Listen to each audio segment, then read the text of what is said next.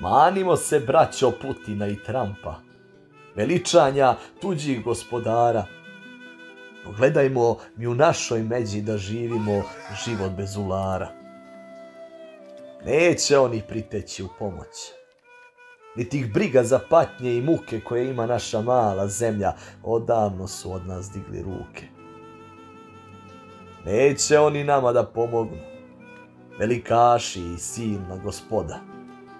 Nikad oni ni marili nisu, baš ih briga za muku naroda.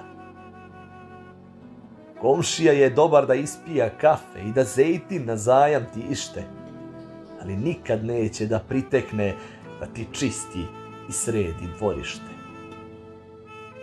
Ne čekajmo zato vele sile i ostale ale izjelice, da pomognu sirotinji raji, a nemaju ni obraz ni lice.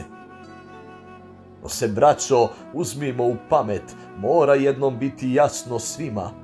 Sami sebi moramo pomoći, ne čekajmo Trumpa i Putina.